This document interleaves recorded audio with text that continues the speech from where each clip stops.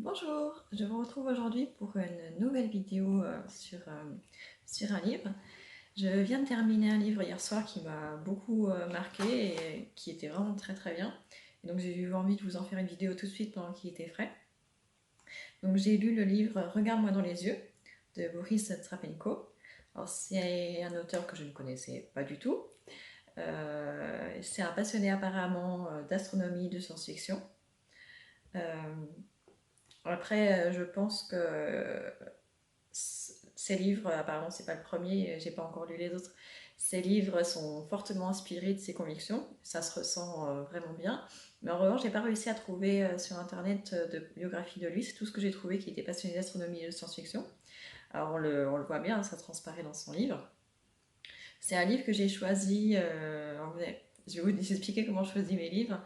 Alors, il y a des fois où je les choisis simplement parce que j'en ai entendu parler tellement bien que je finis par les lire. Mais sinon, si je vadrouille dans une bibliothèque, une médiathèque ou même sur un site internet, en général, je ne lis pas les résumés parce que j'ai l'impression de me spoiler l'histoire. En revanche, je regarde les couvertures et je lis les titres. Donc, c'est comme ça que j'ai choisi ce livre-là.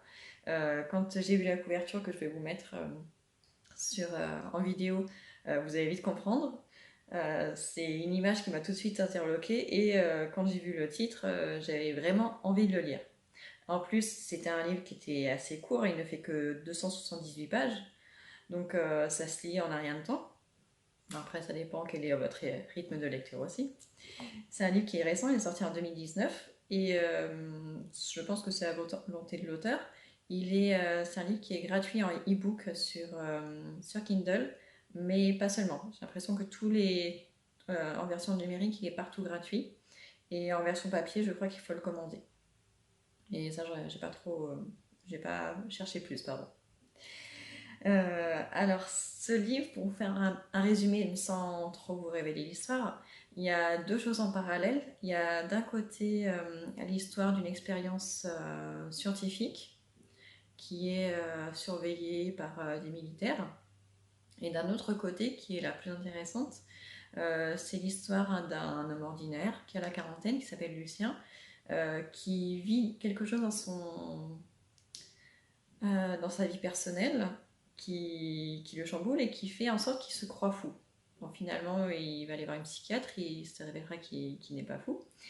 Et on va comprendre pourquoi tout au long de l'histoire.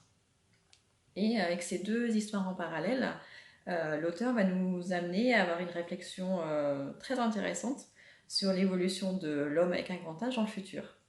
Alors bien sûr, c'est de la science-fiction. Hein. S'il y a du vrai, eh ben, ce sera juste une coïncidence.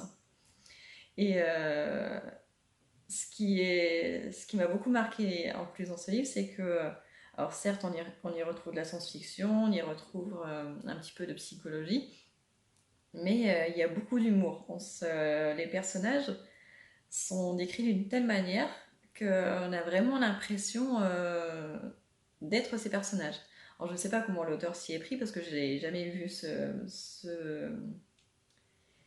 genre-là dans un livre, mais franchement c'est vraiment très intéressant et je n'ai jamais rigolé en lisant un livre autant qu'avec ce livre-là.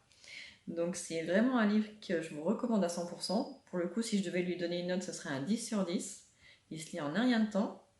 J'ai vu qu'il avait écrit d'autres livres, donc je vais sûrement les lire.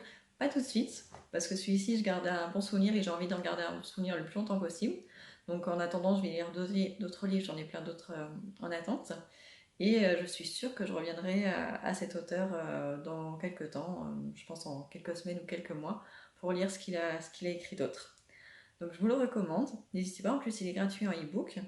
Et n'hésitez pas à me dire en commentaire si vous l'avez lu ou si vous lisez prochainement ce que vous en avez pensé. Merci, à bientôt.